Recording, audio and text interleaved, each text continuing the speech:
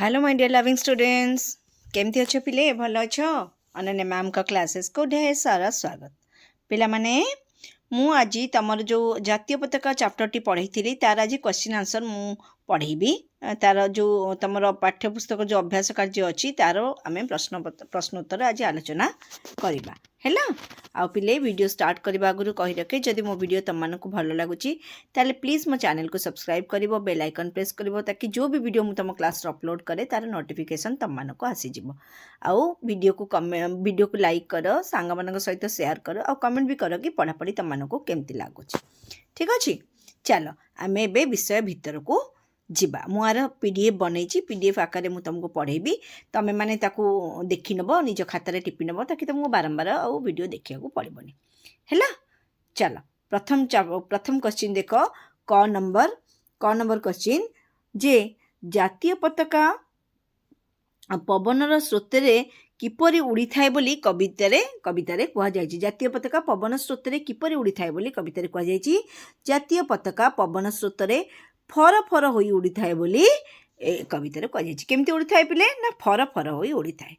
ख number question देख जातीय पताका को जातिर अमूल्य संपद बोली कुहाजिबार कारण कौन कहीं जातीय पताका को अमूल्य संपद बोली कुहाजाइछि कहीं ना जेहेतु जातीय पताका आम देशर बा जातिर प्रतीक से जातीय पताका को आम जातिर अमूल्य संपद बोली कहुई बुझेला पिले जेहेतु सी हूँ कौन ना आम देश जातिर प्रतीक सिंबल से आम देश से पताका को देखिले आम जो लगे जाने भारतर पताका बोली माने बुझा जाए से अमूल्य संपद बोली कहुई ठीक अच्छे तापर ग क्वेश्चन को जीवा पिले देख ग क्वेश्चन कौन केउ केउ स्थान रे जातीय पताका उड़ी थाए को जगह ना आमर जातीय पताका सौध उच्च न्यायालय उपरे जातीय पताका उड़ी थाए स्थल सेनार युद्धजान विमान बाहिनीर युद्ध विमान आउ कौन ना जल बाहिनीर युद्ध जहाज रे मध्य जातीय पताका उड़ी थाए यह व्यतीत आमर जातीय दिवस मानकर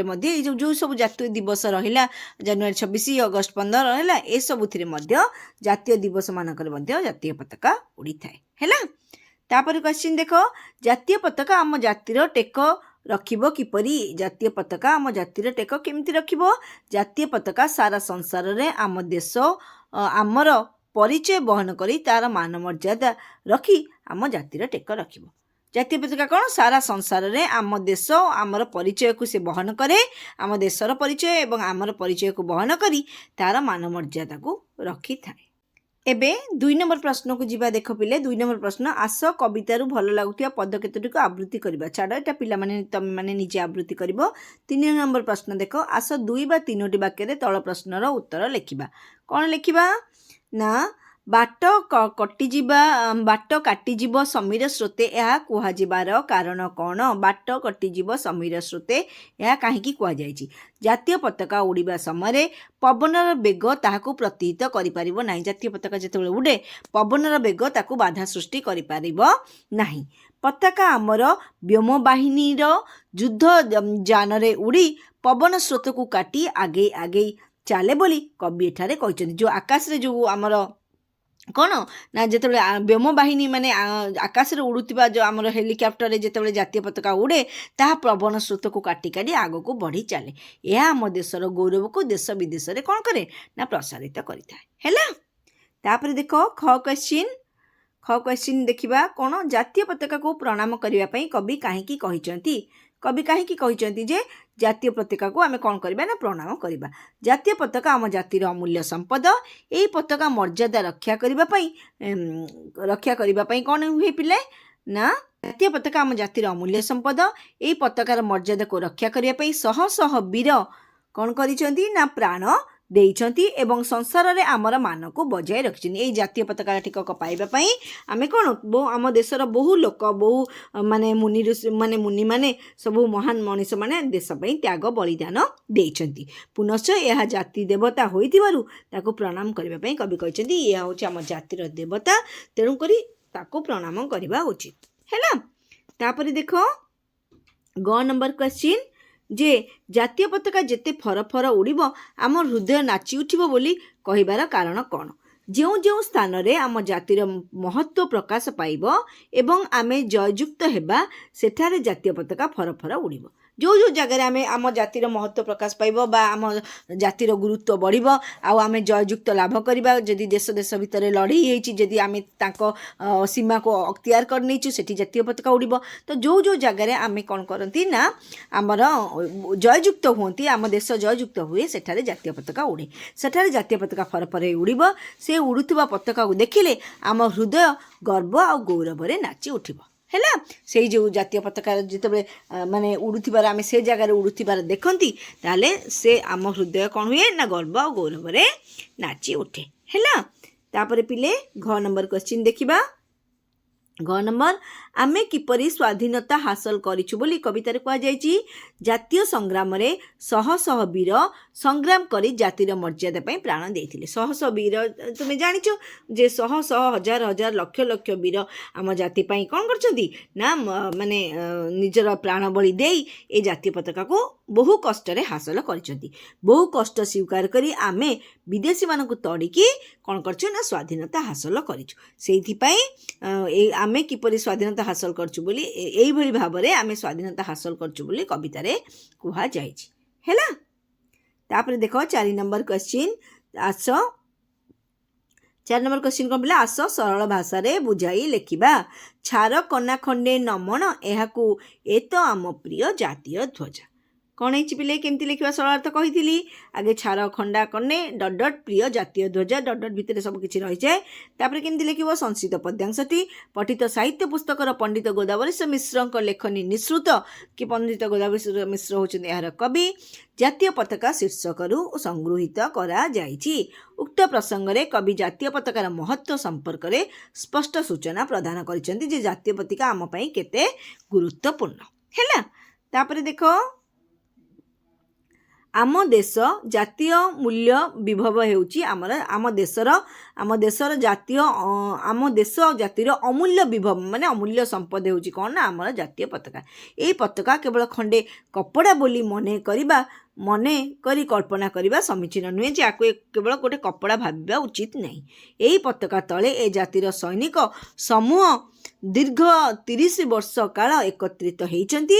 ଏହି ପତାକାର ସୁରକ୍ଷା ନିମିତ୍ତ ଏ ଦେଶ ଜାତିର ସୈନିକ ସମର ପ୍ରାଙ୍ଗଣରେ ସମର ମାନେ ଯୁଦ୍ଧ କ୍ଷେତ୍ରରେ କ'ଣ ଏ ଦେଶର ସୈନିକମାନେ ଆତ୍ମବଳି ଦେଇଛନ୍ତି। ବହୁ ଘାତ ପ୍ରତିଘାତ ମଧ୍ୟ ଦେଇ ଆମେ ସ୍ୱାଧୀନତା ଲାଭ କରିଛୁ। ଏତେ ସହଜରେ ସ୍ୱାଧୀନତା ଆମକୁ ମିଳିନି, ବହୁ ଘାତ ପ୍ରତିଘାତରେ ହିଁ ଆମେ ସ୍ୱାଧୀନତାକୁ ପାଇଛୁ। ଏହି ଜାତୀୟ ପତାକା ଆମର ଅତି ନିଜର ଓ ପ୍ରିୟ ଭାଜନ ହୋଇ ରହିଥିବ। ହେଲା, ଏଇ ଯେଉଁ ଜାତୀୟ ପତାକା ଏହା ଆମର ଅତ୍ୟନ୍ତ ନିଜର ଆଉ ପ୍ରିୟ ଭାଜନ। ବାସ୍ତବରେ ଏଥିରୁ କବିଙ୍କର ଜାତୀୟତା ବୋଧ, କବି ଏଥିରେ ଯେଉଁ କବିତା ଜାତୀୟତା ପତାକା ମାଧ୍ୟମରେ ନିଜର ଜାତୀୟତା ବୋଧକୁ ପ୍ରକାଶ କରିଛନ୍ତି। ବୁଝିହେଲା ପିଲେ? ତାପରେ ଖ କ୍ୱେଶ୍ଚିନ୍ ଦେଖିବା। କରିବ ନିକର ଦେଶୁ ଦେଶେ ଯାହା କରିଅଛ ମର୍ତ୍ତେ ଜାତି ବୈରାଗ। ହେଲା, ଏଠି ମଧ୍ୟ ଠିକ୍ ସେମିତି ଲେଖିବା। କରିବ ନିକର ଡଟ୍ ଡଟ୍ ଜାତି ବୈରାଗ। ସଂସ୍କୃତ ପଦ୍ୟାଂଶଟି ଆମ ସାହିତ୍ୟ ବହିର କବି ପଣ୍ଡିତ ଗୋଦାବରୀଶ ମିଶ୍ରଙ୍କ ଲିଖିତ ଜାତୀୟ ପତାକା କବିତାରୁ ଆସିଛି। ଏଠାରେ କବି ଜାତୀୟ ପତାକାର ମହତ୍ଵକୁ ପ୍ରତିପାଦନ କରିବାକୁ ଯାଇ ଜଣାଇଛନ୍ତି ଯେ ଏହି ପତାକା ସବୁବେଳେ ଆମ ଜାତିର ସମ୍ମାନକୁ କ'ଣ କରେ ନା ବଜାୟ ରଖେ। ହେଲା, ଜାତୀୟ ପତାକା ଆମ ଜାତିର ଗର୍ବ ଓ ଗୌରବର ପ୍ରତୀକ। ସାରା ବିଶ୍ୱରେ ଆମର ଜାତୀୟ ପତାକା ହିଁ ଆମର ସ୍ଥିତିକୁ ପରିପ୍ରଚାର କରୁଛି। ସାରା ବିଶ୍ୱରେ ଆମର ପରିଚୟ ହେଉଛି କ'ଣ ନା ଆମ ଜାତୀୟ ପତାକା।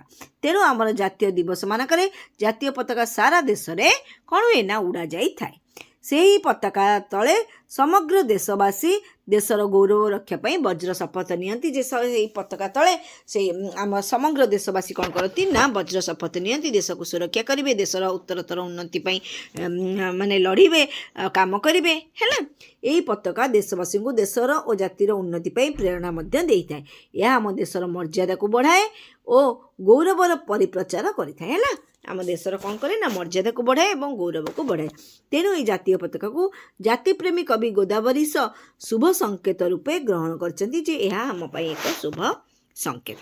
ହେଲା ପିଲେ, ତାପରେ ଦେଖ, ତାପରେ ଆମେ 5 ନମ୍ବର କ୍ୱେଶ୍ଚିନ୍କୁ ଯିବା। ବାସ୍ତବିକ କବିଙ୍କର ଚିନ୍ତାଧାରା ବେଶ ପ୍ରଭାବଶାଳୀ ମନେ ହେଇଥାଏ। ହେଲା, ତାପରେ ଦେଖ 5 ନମ୍ବର କ୍ୱେଶ୍ଚିନ୍। ଆସ ଅସଜଡ଼ା ପଦକୁ ସଜାଡ଼ି ଲେଖିବା। କ'ଣ ଲେଖା ହେଇଛି? ଅମୂଲ୍ୟ ଏ ଅଟେ ସମ୍ପଦ ଜାତିର କେବଳ ଖଣ୍ଡେ ନୁହେଁ ଛେନା କନା। କ'ଣ? ଜାତିର ଏ ଅଟେ ଅମୂଲ୍ୟ ସମ୍ପଦ କନା ଛେକା ଖଣ୍ଡେ କେବଳ ନୁହେଁ। ହେଲା। ତାପରେ କ'ଣ ଦେଇଛି? ସମରେ ଶତ ଶତ ବୀର ଜାତୀୟ ମୁଣ୍ଡ ଲଢ଼ିତ ହରାଇ ଅଛନ୍ତି। କ'ଣ ହେବ? ଜାତୀୟ ସମରେ ଶତ ଶତ ବୀର ଲଢ଼ିତ ହରାଇ ଅଛନ୍ତି ମୁଣ୍ଡ। ହେଲା। ତାପରେ କ୍ୱେଶ୍ଚିନ୍ କ'ଣ ଦେଇଛି ପିଲେ? ଗ ନମ୍ବରଟା ଦେଖ। ତହୁଁ ରାଇ ଯେ ଆସିଛି ସ୍ୱାଧୀନତା ରାଜା ହୋଇ ଯାଇଛନ୍ତି ବିଦେଶୀ ଚାଲି। କ'ଣ ହେବ? ତହୁଁ ସ୍ୱାଧୀନତା ଆସିଛି ରାଇ ଯେ ଯାଇଛନ୍ତି ଚାଲି ବିଦେଶୀ ରାଜା। ହେଲା। ତାପରେ 6 ନମ୍ବର ପ୍ରଶ୍ନ ଦେଖିବା। ଆସ କ ସ୍ତମ୍ଭ ସହିତ ଖ ସ୍ତମ୍ଭର ଉପଯୁକ୍ତ ପଦକୁ ଯୋଡ଼ି ଲେଖିବା ପରେ ଗ ସ୍ତମ୍ଭରେ ଥିବା ଗଦ୍ୟ ରୂପକୁ ଯୋଡ଼ିବା। କ'ଣ ପିଲେ? ଲଢ଼ିତ ହରାଇ କ'ଣ ଅଛନ୍ତି ମୁଣ୍ଡ। ହେଲା। ଯୁଦ୍ଧ କରି ତାମାନେ କ'ଣ ହେଲା? ନା ଯୁଦ୍ଧ କରି ମୃତ୍ୟୁବରଣ। ତାମାନେ କ'ଣ? ଯୁଦ୍ଧ କରିକି କ'ଣ କରିଛନ୍ତି ପିଲେ? ଏଟା ଅଛନ୍ତି ମୁଣ୍ଡ। ତାମାନେ ହେଲା ଯୁଦ୍ଧ କରି ମୃତ୍ୟୁବରଣ କରିଛନ୍ତି। ହେଲା।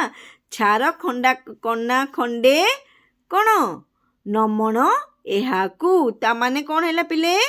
ଏହାକୁ ମାମୁଲି କନା ଖଣ୍ଡେ ଭାବିବା ଉଚିତ ନୁହେଁ। ହେଲା। ବଢ଼ାଇବ ଆମ ମାନ ଏ ସଂସାରେ। ହେଲା। ତାମାନେ କ'ଣ ହେଲା? ଏ ସଂସାରରେ ସେ ଆମର ସମ୍ମାନ ରକ୍ଷା କରିବ। ଜୁହାରିବା ଆଜି ଚାଲରେ ସର୍ବେ। ହେଲା। ଆଜି ଚାଲ ସମସ୍ତେ ମିଶି ପ୍ରଣାମ କରିବା।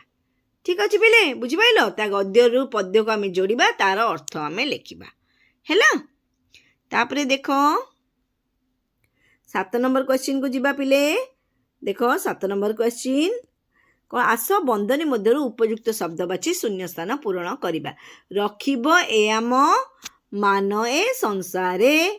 ବଢ଼ାଇବ ଆମ ଜାତିର କ'ଣ ପିଲେ? ଟେକ।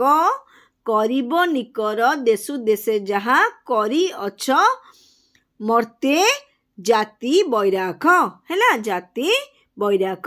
ଯେତେ କ'ଣ ଫର ଫର ଉଡ଼ିବ ଏ ସତେ କ'ଣ ହୃଦୟ ଆମର ନାଚିବ ଗର୍ବେ। ହେଲା। ବୁଝିପାରିଲ ତ? ଏବେ ଦେଖ 8 ନମ୍ବର ଦେଖିବା ପିଲେ। ତଳେ ଦିଆଯାଇଥିବା ଶବ୍ଦ ପାଇଁ କବିତାରେ ପ୍ରୟୋଗ କରାଯାଇଥିବା ଶବ୍ଦ ବାଛିକି ଲେଖିବା। କ'ଣ? ପତାକା ପାଇଁ କ'ଣ ହେଇଛି? ଧ୍ୱଜ ବା ବୈରାଖ। ଆକାଶ ପାଇଁ କ'ଣ ହେଇଛି? ବ୍ୟୋମ। ଆଉ ପବନ ପାଇଁ କ'ଣ ହେଇଛି? ନା ସମୀର। ଜାହାଜ ପାଇଁ କ'ଣ ହେଇଛି? ନା ପୋତ। ସୈନ୍ୟ ପାଇଁ କ'ଣ ହେଇଛି? ନା ସେନା ବା ସୈନ୍ୟ। ଯୁଦ୍ଧ ପାଇଁ କ'ଣ ହେଇଛି? ନା ଯୁଦ୍ଧ ବା ସମର। ହେଲା। ବୁଝିହେଲା? ଦେଖ ନେକ୍ସଟ 9 ନମ୍ବର ଦେଖିବା। 9 ନମ୍ବର ଦେଖ। ଏଇ ଶବ୍ଦ ରଜା ଧ୍ୱଜ ଟେକ ବୈରାଖ ସର୍ବଗର୍ବେ ଏହି ଶବ୍ଦ ଗୁଡ଼ିକୁ ବ୍ୟବହାର କରି ଜାତୀୟ ପତାକା ସମ୍ପର୍କରେ ଆସ ଛୋଟ କବିତାଟିଏ ଲେଖିବା। କ'ଣ ଦେଇଛି?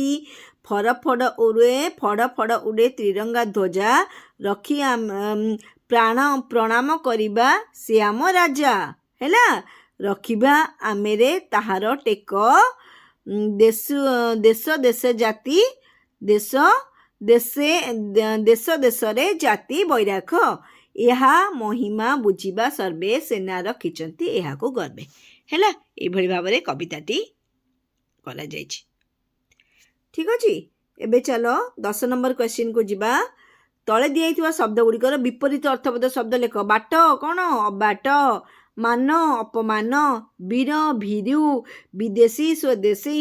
ସମ୍ପଦ ବିପଦ। ସ୍ୱାଧୀନତା ପରାଧୀନତା। ହେଲା। ତାପରେ ଦେଖ 11 ନମ୍ବର କ୍ୱେଶ୍ଚିନ୍କୁ ଯିବା।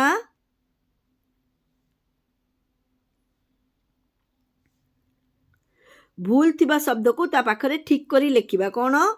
30 ସ୍ପେଲିଂ କେମିତି ହେବ କି ରେ? ତସ୍କାର ତି ରସ୍କାରୀ ତାଲବେଶ। ରୁଣ୍ଡ କେମିତି ହେବ? ର ହର୍ଷକାର ଋଣ ଦଣ୍ଡ। ସ୍ୱାଧୀନତାରେ କ'ଣ ହେବ? ଧରେ ଦୀର୍ଘଇକାର ହେବ। ପତାକା କ'ଣ ହେବ? ନା ପତାକା ହେବ। ହେଲା। ଅମୂଲ୍ୟ କ'ଣ ହେବ? ନା ମରେ ଦୀର୍ଘ ଉକାରରେ ଲରେ ଝିଅ ପଳା ଲ ହେବ ଅମୂଲ୍ୟ। विदेशी तलबेशरे दीर्घईकारे समीर समय दीर्घईकारे प्राय नुह सेटा हूँ प्रिय है ना।